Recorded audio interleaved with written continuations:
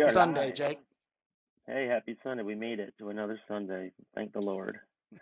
Episode 53, Yeah, 1 year past the and one one year week. mark. Right. And last episode we realized like, hey, we've been doing this for a while. And then I realized, hey, I'm only on page 14. Maybe maybe it's going Step it kind up. of slow. But, that's what quality is like going over these stuff. I'm trying to pick up the pace.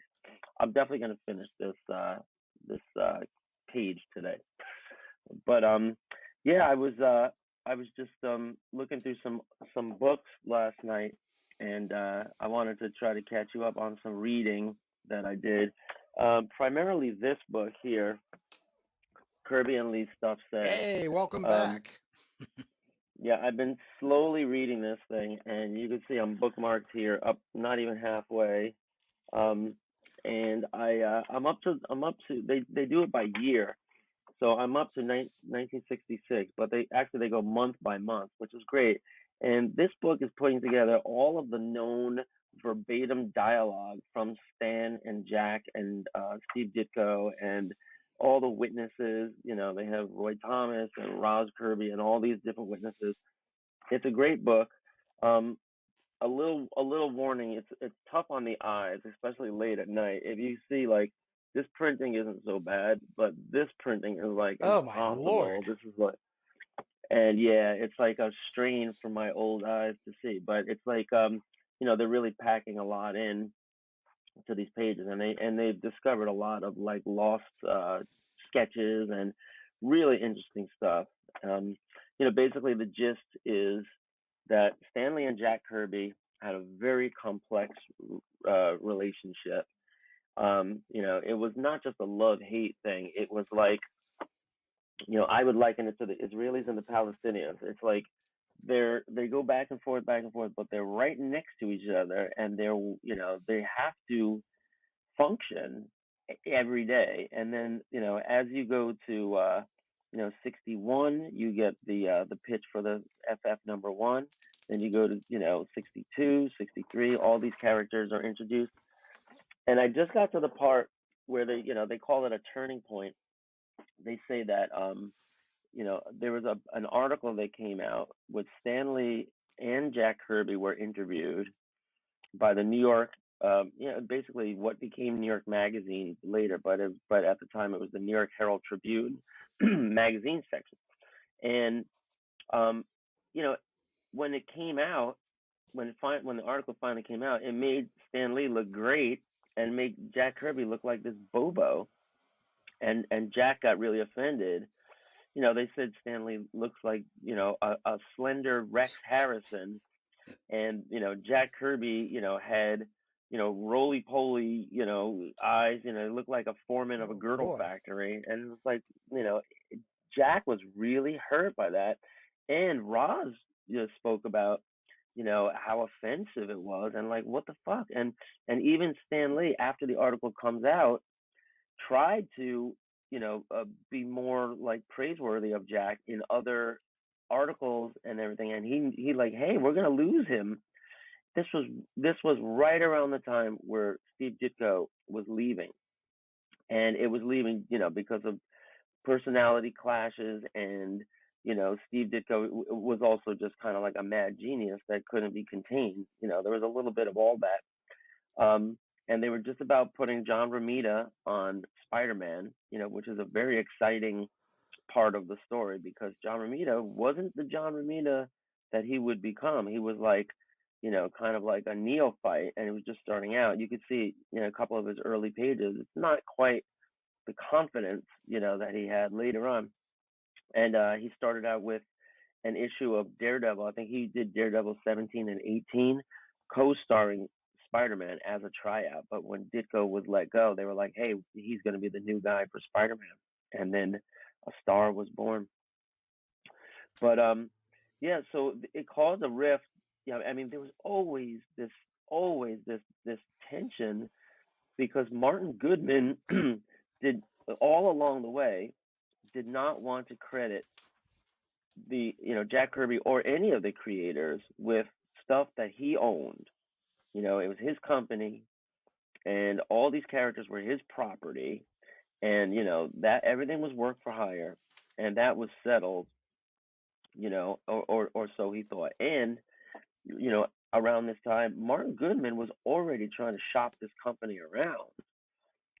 Martin Goodman sold Marvel in 1970, 70, 71. I might have it slightly wrong there. Right around then, for like Nice. $3 million. It was ridiculous. And he figured, hey, I'm rich, I'm all set, I never have to work again, blah blah blah. But he stayed on as publisher, so that for like another, I think, year or two, and so he was still there running it. That was part of the exit, strategy. Um, but just such a fascinating story. Just a fascinating story. I mean, maybe if you have any questions, I can answer. But I'm trying Well, to the tell it here's like a in a here's this linear is let's talk about the creator progression. rights thing, and ownership of characters and what they create. So correct me if I'm wrong. This is how one like Steve Ditko or Jack Kirby would create for Marvel Comics. Martin Goodman had his own sense of strategies. He would watch how the sales would go for these books, which would be out by, 3 months. You would get a book would go out 3 months later. You would get the stats. You would see how well it did, and if he had a hit, he would want to see it again. If he had a gorilla on that cover, he wanted to see another gorilla. So he would tell Stan Lee to make that happen. But then Stan Lee would have to construct it. He would have to make sense of it, apply it in the now bustling Marvel universe. And then he would have this sit down conversation in the New York office with somebody like Jack Kirby or Steve Ditko. Those guys would go home. They'd return at the end of the week or a week later or whatever with pages. There might be some edits, we can't have this kind of panel, or you got to cover up her boobs. Once that art was accepted by Stan Lee, then they would get paid. They'd put an invoice on, and then they would go off. But then there's this time and space where that then has to get worked and massaged to get placed on the printing press. But where does Goodman come in or come back in? Does he come back in before it goes off to press, or does he wait for that thing to go out to the public, and then he watches the numbers, and he comes back and says, "No, don't ever do that again, or give me more gorillas on the cover." Right. To my understanding, so far, I'm not only reading this book, but I'm also reading this book, The Secret History of Marvel Comics. This book, I'm only about halfway. Um, it's to my understanding, Martin Goodman was totally hands Hands off, off. totally hands off. He was just looking at sales and numbers. Um, they have some pictures and descriptions here, in the very early going of how hands off he was. He was just a business guy. This is, these are the business guys here. This is Martin Goodman right here, Can you drop and that down? I with can't see Charlton it. Heston. There you go. This is Martin Goodman here with Charlton Heston. He didn't know anything. I mean, this is how the confluence of events that come together. Here's Martin Goodman right Can you here, drop it down? kind of like a Drop it silver-haired down. devil. What year is that? Yeah. This is 45. These are the 1940s when he was younger. This is when he was cranking out the pulps. He was cranking out, these kind of spicy magazines. They were doing sports. They were doing westerns. He was a hack. He was a criminal. He was, he's fined and sanctioned many times by the Federal Trade Commission for publishing, previously published material under the guise of being new material, and he was not paying his artists. He was notorious for all of the above. And so that's why it was such an incredible confluence of events that came together. When he hired Stan Lee, a very young Stan Lee at the age of 17, Stan Lee became a copy boy and an editor, and and a gopher, a coffee boy. Um, Jack Kirby had already been in the business for 10, 15 years maybe, By 61, Jack Kirby was in the business for 20 years, and Stan was like 39 years old. And Stan and Jack Kirby. So Martin Goodman, I think I've said this before, but Martin Goodman was watching DC, and they had a relative success with the Justice League, and they said, hey, it's a team of superheroes. It's Wonder Woman and Hawkman and all these guys, a team of characters, and they're selling some comics. So he says to Stan Lee, through some channel, let's try our hand at superheroes again.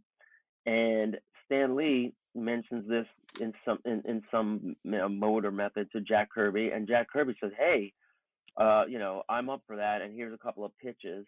They work out the Fantastic Four #1, and Stan gets the advice from his wife to, like, you know, don't stick to the previous conventions. Make the stories more interesting. Do everything that you want to as a writer. So Stan Lee does, and he comes up with these, complex characters with personal problems, and that breaks the mold. They don't have alter egos. They don't have costumes at the beginning. And Jack, of course, is Jack, and he lays these things out like, it's such a classic, perfect, first issue to launch the empire. But it's not just FF1. They do this again and again and again. Right on the heels was Hulk, and then Thor, and then they had Ant-Man, and then they had the Avengers, and then they brought in Ditko or Spider-Man, and they were really saying, hey, we are, we hit gold here with this new way of doing superheroes. And then by 66, 65, 66, starting to get a lot of mainstream attention, and, like, TV tie-ins and all this stuff. Um, articles, and college kids really like it. It's a lot more sophisticated than the greasy kid stuff. And these characters are just so classic, and they're just at the beginning. Um, Interesting fact is that Jack Kirby was the artist for Fantastic Four #1 all the way up to Fantastic God. Four #102, and that is a unparalleled feat. Now, at the same time, he was cranking out two other titles a month, and by 65, Stan had gotten wise enough to use him to just do breakdowns and layouts for other artists like Don Heck, and even Romita. He did the breakdowns for Romita at the beginning, before they kind of let him fly on his own.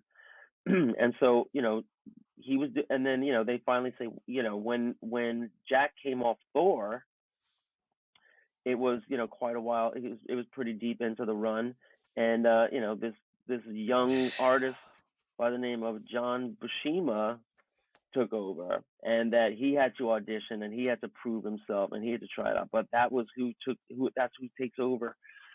So just an incredible story, an unparalleled feat.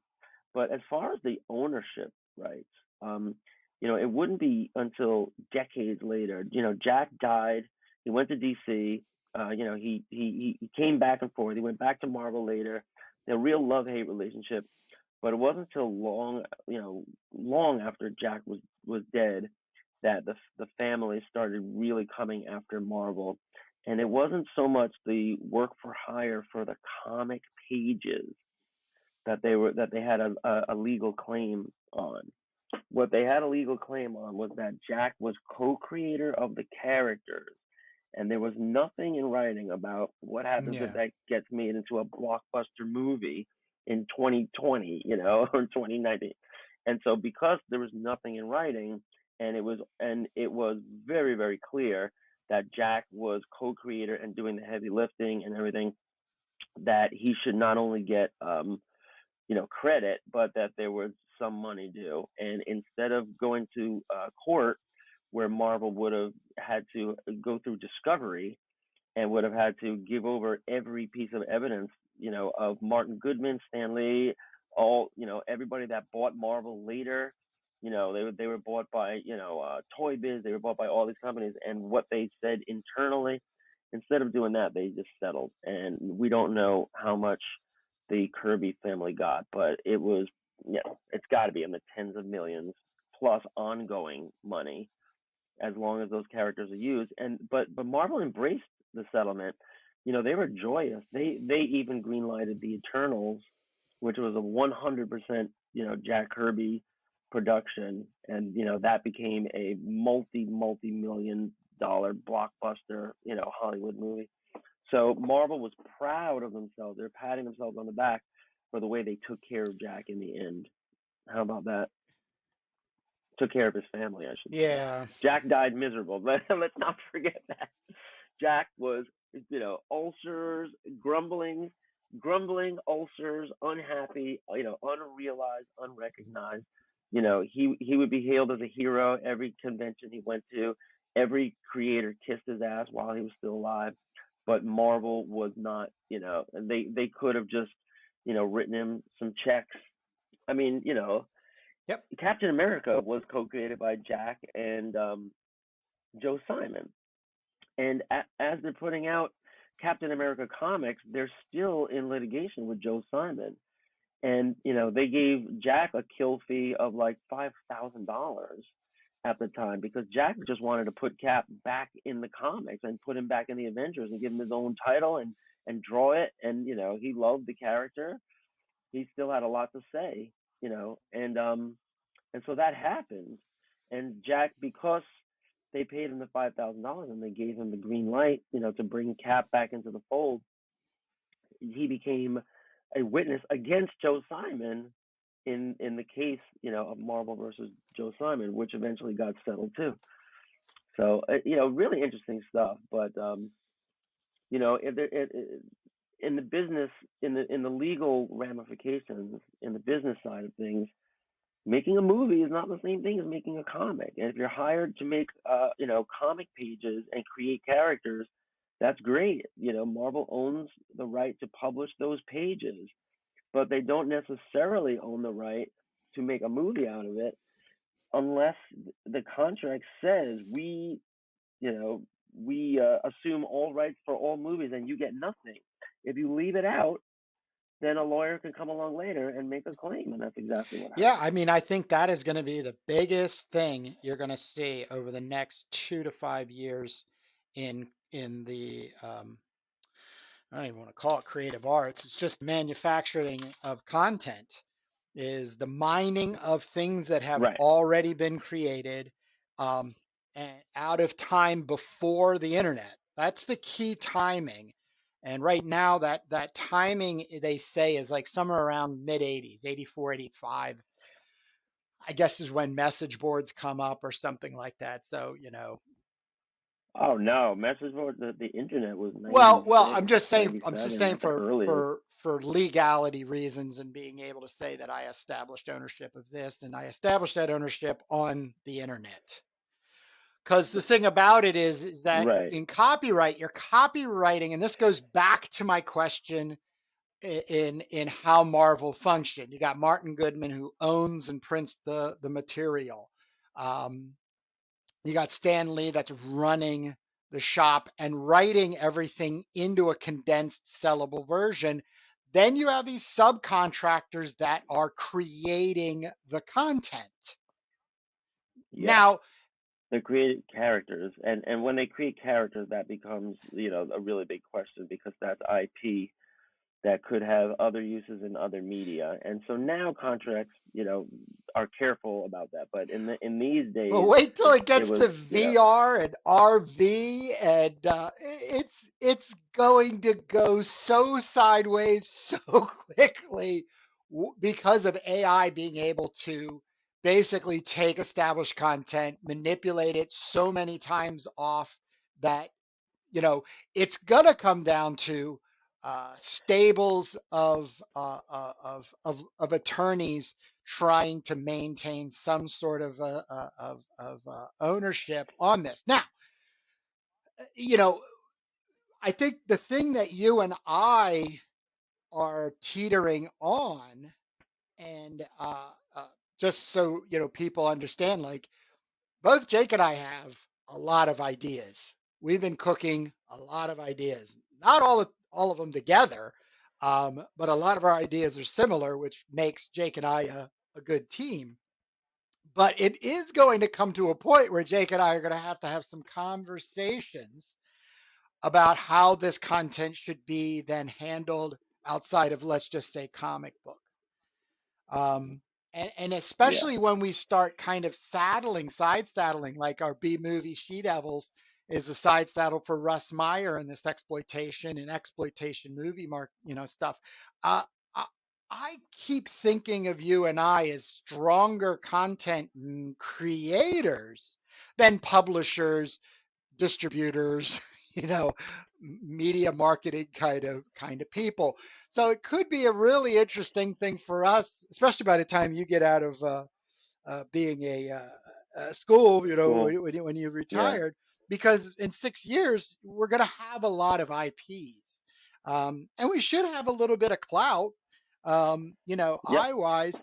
It is, I think, really important for individuals to understand when they get into the creative market that you really should take a stand somewhere. In other words, our stand is in making comic books. I understand there's always an excitement Yeah. to want to make a piece of animation or get it made into a movie or an animation. Um, but for me, if somebody wants to come across and license it, thank you. Now they become the creators of that content. Yeah, well, there's a lot of interesting things going on. We talk about it all the time with reviving dormant characters, with licensing existing characters, that are underutilized. One of the things I read about Disney's acquisition of Marvel is, that the business world is looking at is that, they cannot believe how successfully Disney has capitalized on the Marvel characters. I mean, they're cranking out movies, and they don't seem to be stopping. The public is not tiring of it. Some people do, but by and large, in 2022, they said the top 10 Hollywood movies, like, what was it, six or eight of them were Marvel Yeah, movies. I yeah. mean, that's insane. It's insane. Nothing like that has ever happened before. Um, so they have a formula for success, and the question is, like, you know, what would have happened if these were just comic books? Disney has this new, I guess, like, campus of, or multiple campuses of, you know, computer graphics, workstations. They probably got, hundreds and hundreds of cubicles in these buildings somewhere, maybe Orlando, maybe somewhere else. Um, and they're kicking out, these movies that have to be, digitally rendered frame by frame by, artists that are shaping reality. And it's something that Stan Lee had in his mind but couldn't get off the ground because of the technology. And Stanley, I tell the story about Stan Lee. He actually made, I mean, among the many deals he made, that were like handshake deals and cocktail napkin deals, um, was this deal that was written about with, of all people, Angie Bowie, the wife of David Bowie. Yeah. She loved the Black Widow, and she dressed up as the Black Widow and took photos with a photographer, as Daredevil and the Black Widow. Those photographers are Googleable. You can see those Well, great, yeah, like, I got those are in a past episode of ours. yeah. And the story is that Stan Lee licensed the movie rights to the Black Widow to Angie Bowie and her business partners for $1. It didn't give a crap, what happens at that point, because he was Well, dying for somebody to get it off the ground, and so they could have an example. And the reason why it never came to fruition is because everybody that this team spoke to said, you can't do special effects on yeah. film. It'll Yeah. never look good. It'll look hokey, like it'll look like the old Supermans and the old Batmans, and it'll look like, What's wrong with that? well, I mean, that was the success of the Batman TV series, is that they went with the campiness, right? They Yeah, embraced the leaned into campiness, it. the low budget.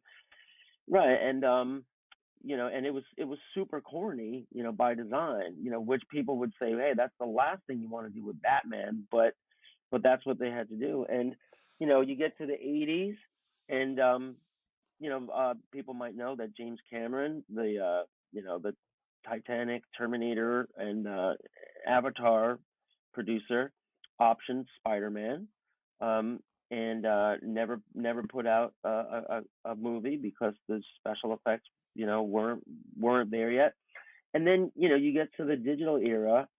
I think X-Men, the first X-Men movie comes out in 2000. That was kind of a turning point because it was like, hey, this didn't suck. They had enough special effects and enough digital effects. Star Wars had been doing it for a while, with Lucasfilm, Industrial Light and Animation Company that everybody was hiring to do special effects, and similar companies. And now, we've gotten to the point where, anything you can imagine can be put on film. Avengers, mastered that. Ant-Man. I just saw the latest Ant-Man movie. Um, they have incredible special effects. All of Hollywood has incredible special effects. It's expensive. That is a cost. It could cost $100 million. It could cost $200 million. To make a movie like that. Every second, of frame time costs thousands, if not millions of dollars. But the result is, people are gobbling it up, and it took a long time to get there. Um, so I wanted to ask you if you have heard of this Indian movie series, because my question was, what took so long? How come superheroes and sci-fi wasn't on film sooner? And in other countries, it was. They were they were kind of like a little less high budget, like quality digital animation. But there's a series called Robot Indiran, Endiran. And New to me. no, oh God, you got to see this. What is So it? Where are you watching this? I found clips of it on YouTube, and I show my students. Oh, And what they have is like this robot guy, and he's fighting all these robot bad guys. And the thing of it is that they just have no limits in the imagination of the script writers, and it's not cartoons, it's live action, but the special effects just go everywhere you can imagine, like, with real facility. And maybe not as high budget as, like, an Avengers movie, but it's a big hit in the Indian market. And how old is it?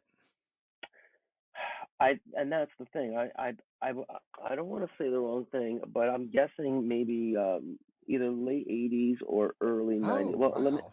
let me look it up right now so I don't say the wrong thing, because it could be Yeah. later.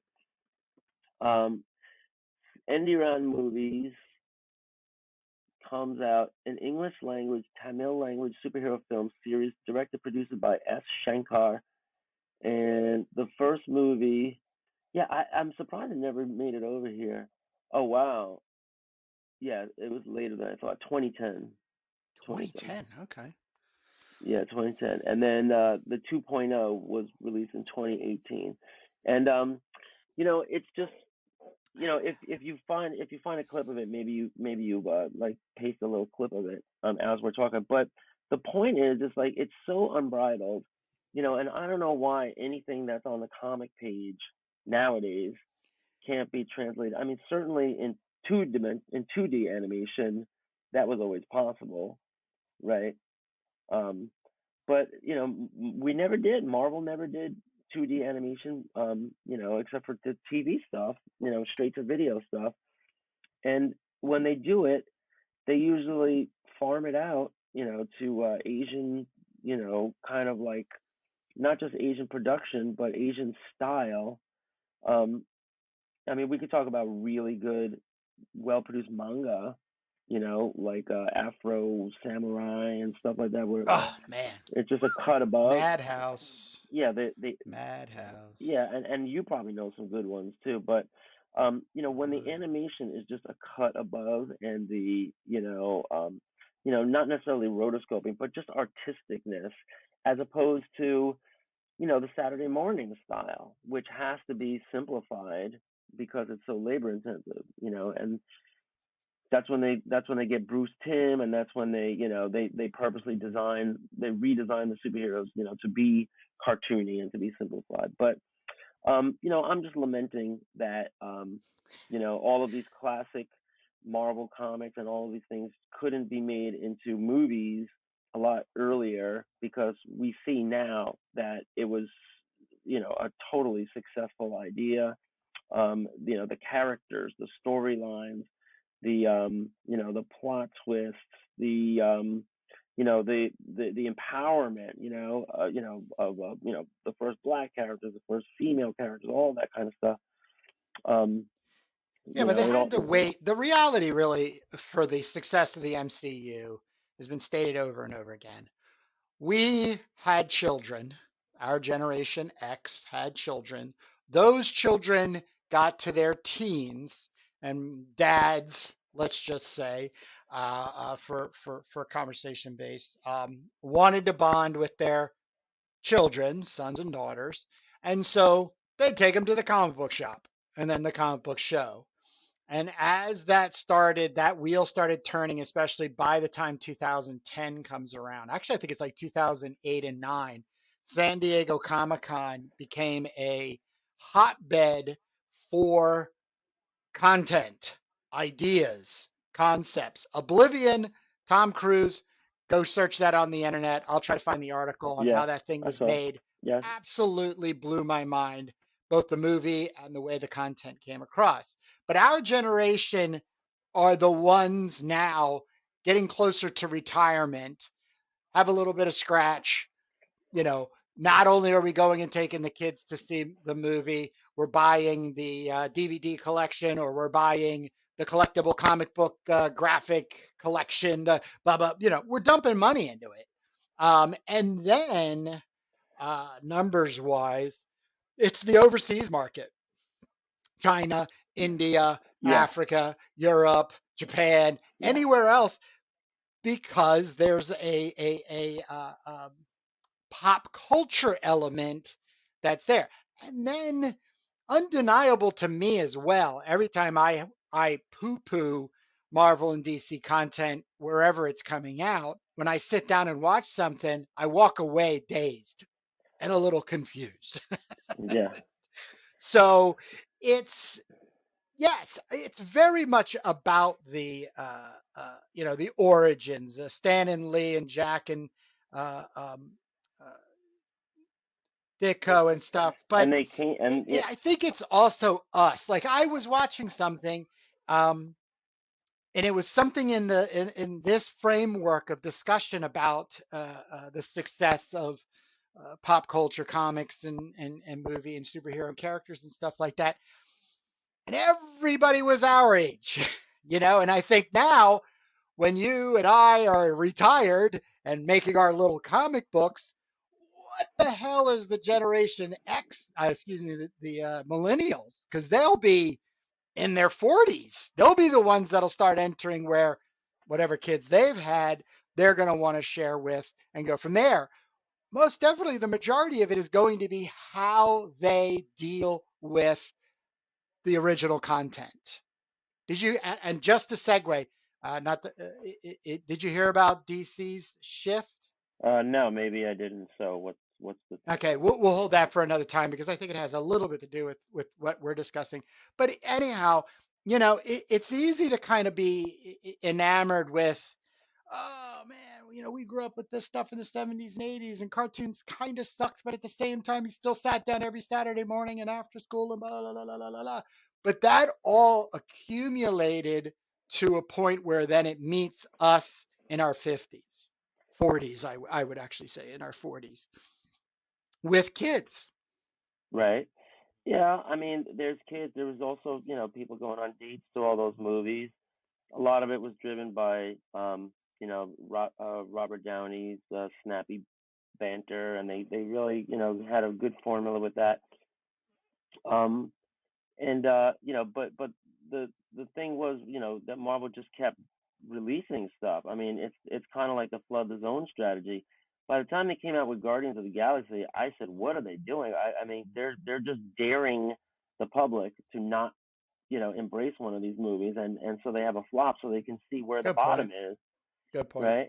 And it didn't matter. It became the hugest thing, and now Groot is on every T-shirt and mug and stuff. So, they just it just shows, like, the world. It was good timing. It was, good management. Disney is really capitalized, and they know how to, not only release something, but then merchandise the hell out of it in all of their stores and all their distribution channels.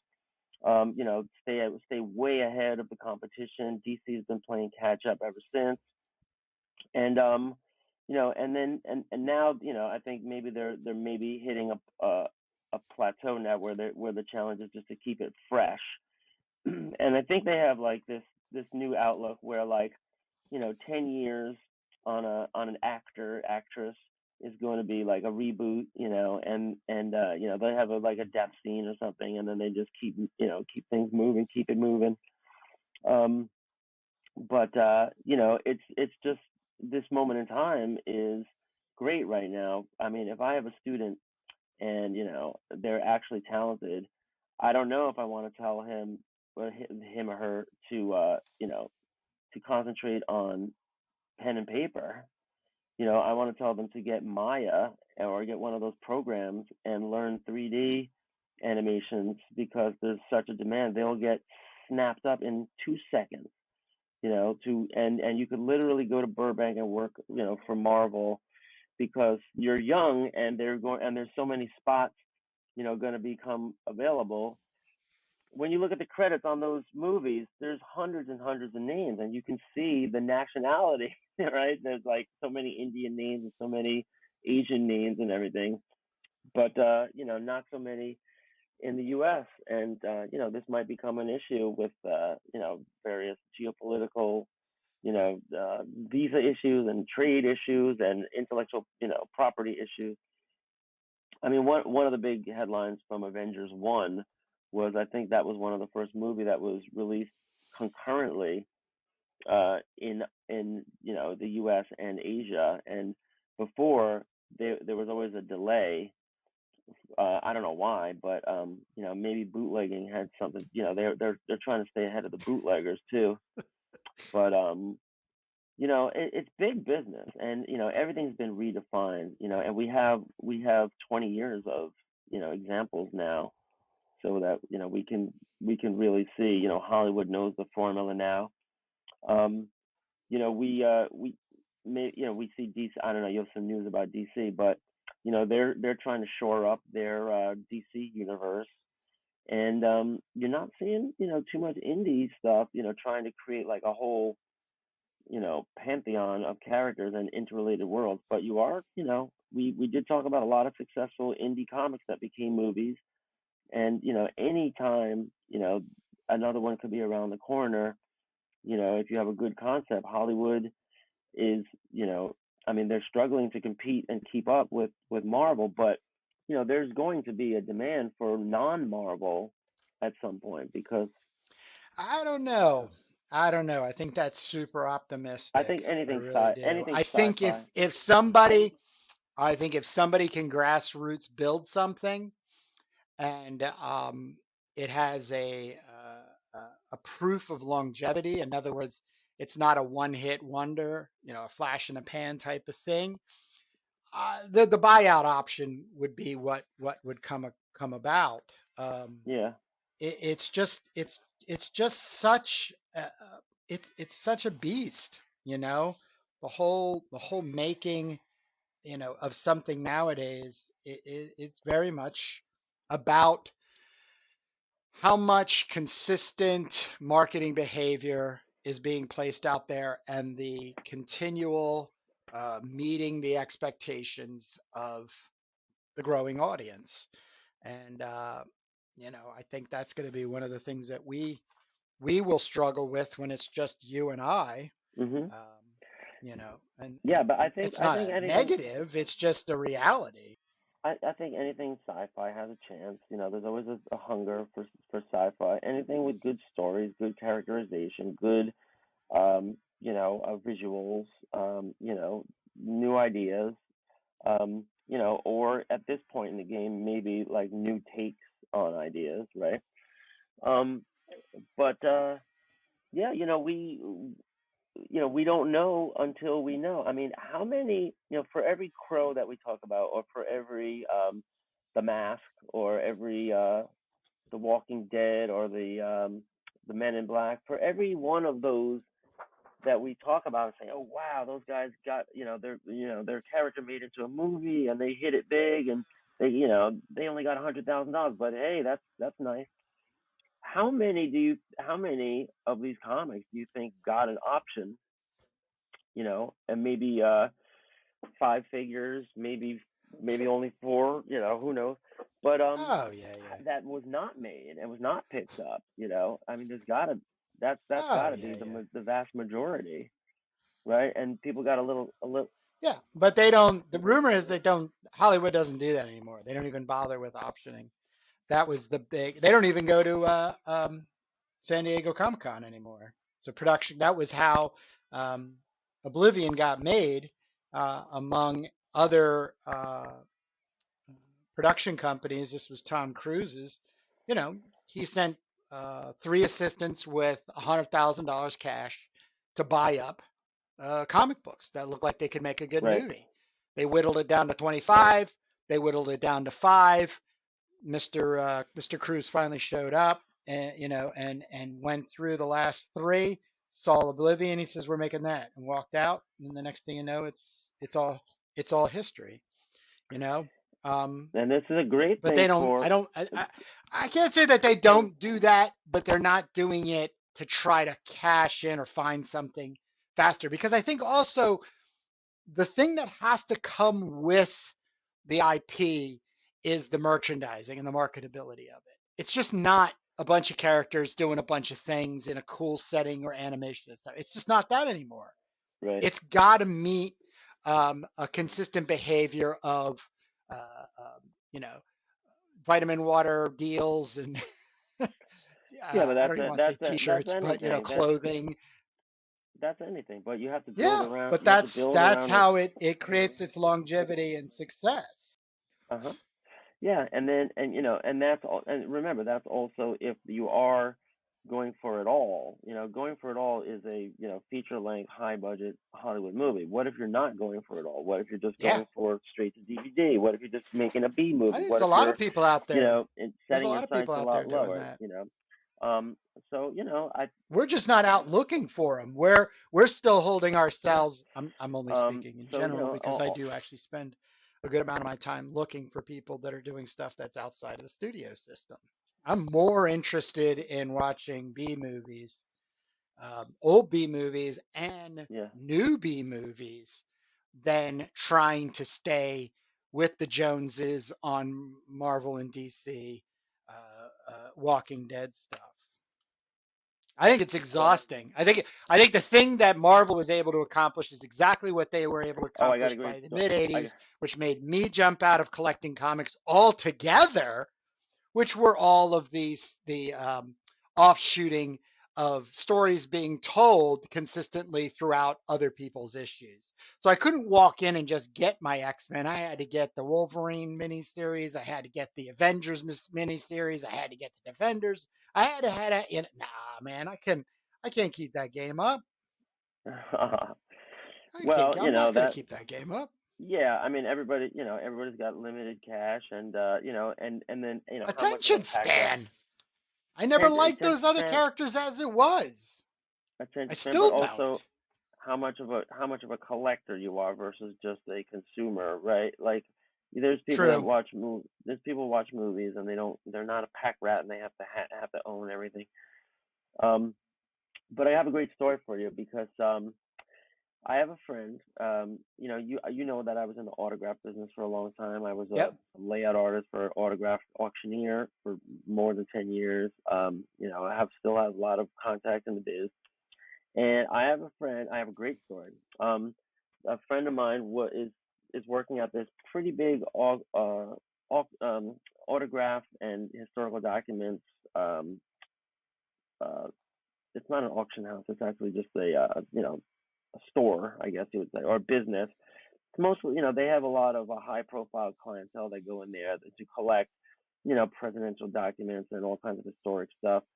Um, so my friend, who's one of the managers at this place, is always telling me, "Oh, guess who came in? Bill Clinton came in, and Bill O'Reilly came in." Like every time there's like a celebrity sighting, he always tells me, and then I'm like, "Oh wow, what are they collecting?"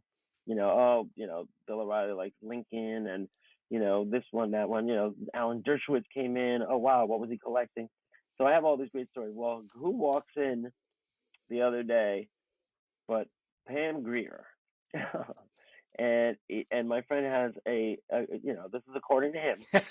He has a long conversation because everything's secondhand here. But Totally. he knows that I'm writing an exploitation comic, and that I've been watching all the old Russ Myers, and then I've been watching all the old prison movies, and that Pam Grier has come up in our Heck yeah. conversations because Always will. my friend.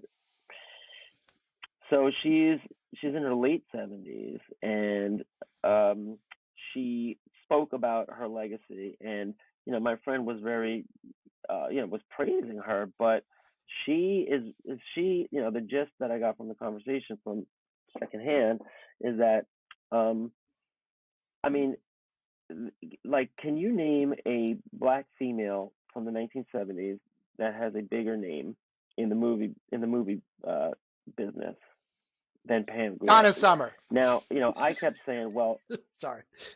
Donna Summer was the queen of She had disco. some She movies. She appeared was in in The one Wiz, movie. and sorry.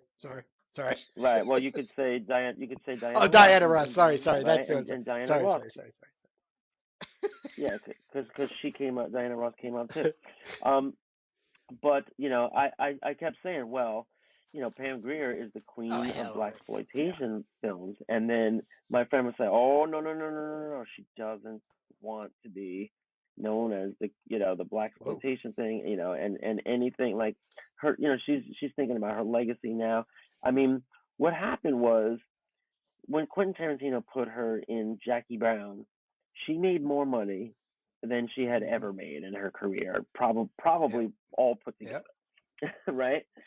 And she said, and the way she described it, she was on her Yep. last legs at that point. I mean, she that it couldn't have come at a better time. She was probably only in her 50s at that point, and she still could go on camera and be a badass and all that. But she speaks very lovingly of Quentin Tarantino, and he did a lot for her. But making that movie, Quentin Tarantino was obviously trying to angle for as much hijinks as possible. I mean, he was making an exploitation movie. Yes. That's what Quentin Tarantino does. And he was making Yes. a black exploitation movie, right? He had Samuel Jackson, he had De Niro and Bridget Fonda, and it was a big release, right? It was a big blockbuster release and everything. So she apparently grapples with her legacy, and the fact that anything has exploitation in it, and she's got grandkids, and she wants to think about her name and all that, and you know so I say to my friend, well, does she want to do a comic? Because if you want, if you're an aging Hollywood star and you want to be young forever, make a comic. So if she did something like Pam Grier's Spicy Brown or Chocolate Brown, with something brown comic, you would have an instant following on your hands. You'd have a built-in following. Would it be any good? Well, that depends on the art and the story and everything, and how much she wants to hype it at conventions and all that. So I was saying this kind of stuff. I mean, honestly, like Dynamite would probably be the best company to handle something like that because they do all the licensing stuff, and um yeah, but I don't know what she's looking for at this point. She didn't. He said she didn't buy that many expensive documents. She was just kind of like nibbling. But isn't that a cool story? Yes, it is. We're coming to the end here, my friend. We are over 45 minutes. We like to keep these things bite-sized. Um, yeah, we got into a lot of goodness, a lot of goodness. and we're going to keep coming into a lot of goodness. We've been at this for a year. Yeah. We got a second year coming. If you've made it this Uh-huh. far, you're a turbo knot. We totally thank you. Leave comments in the below, and and be tough on us too. Don't just say you like Yes. us. If I got anything wrong, if Yeah, I got man. anything wrong, This is please about a don't say, conversation. please don't please don't write me and say you don't know what the hell you're talking about. Because Just Jake correct doesn't. it, because usually when I get things wrong, it's only like 1%. Like I get most of it right, but then the faulty memory. So Right. I do have COVID fog and all that. COVID. But yeah, we want to hear your critique, and if you have a topic that you would like, maybe something came up when we're talking and you'd like to interject something, or bring us in a direction, go ahead and write that in, because we're sitting here drawing, and we love chewing the rag. So All right. so with that, Kurt, I guess take us out. Yeah. Thank you very much. And I will see you next Sunday. Yeah, friend.